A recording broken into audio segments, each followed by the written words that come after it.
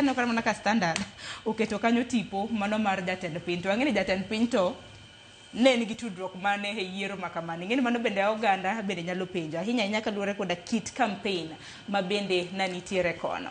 Koro ang'eni nitie nja Jubilee, ibiro bedo kisiro ja Jubilee, to mana kaka bende Augo osewacho. Kenya de wach nang'o Linus?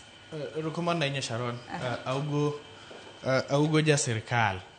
Kendo nyaka wabed gi nyaka kon jo adier. Siasa maol kalau kako wacho ayie kode ko wacho ni siasa maol kalau ne siasa ma local. To nitiere candidates ngini Kenya wane demokrasi. Demokrasia wacho ni ka ng'ato nigi dwaro mar chung okinyal tame. Mokwongo kobiro manyo tiko mari okinyal tuone. Lakini kedo mane wantie gol kalau no ken kedo mar parties ma wantie go e kanyakla kaka opposition. Ne wantie gi objective achiel.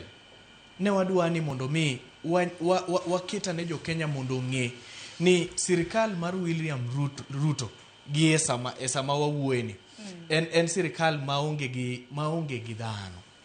Onge gi ji osewuok e sirikal.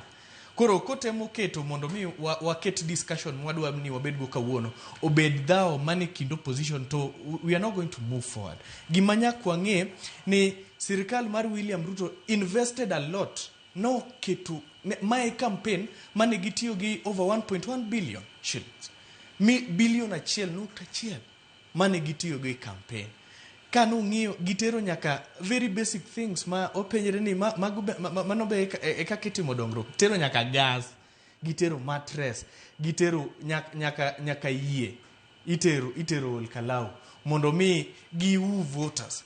Koro kedo mane ntiere kalau was very personal. Kendo ma temo mana konowa kaka joluo ni ware think wang'iurane ni kit kaka Kenya dhi nikech yiero madundo ma kalau en a reflection kata it's a mirror of gima nyalo dhi timore 2027 nikech king'iyo kata nyoro no ni nitie a lot of goons ne nitiere gi sirkal invested a lot geche madongo machalo Prado mano tingo jok manigi bunde with no police uniforms. Ngato nyalo tingo AK47 ka onge gi police uniform. Mano nyisi kaka was a very vital election for the government. Mondo migi confirm ni gin gidhano kata gionge go.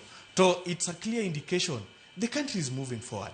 Kata utigi bunde, kata bribe voters, it is very clear ni popularity mar William Samoei Ruto gi sirkal mar UDA kod ODM is very much questionable. Kendo aketonu ni nyakung'i discussion makawuono we wang'iurane ni be ma e kaka wadwa ni Kenya odhi. Be ma e kaka wadwa ni Kenya ochiedhi.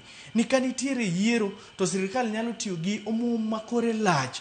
Kipenjiri ni seche duto kipenjo ni be ginyalo chobe services to duoko ni kaonge. To king'iyo kaka gi misuse resources.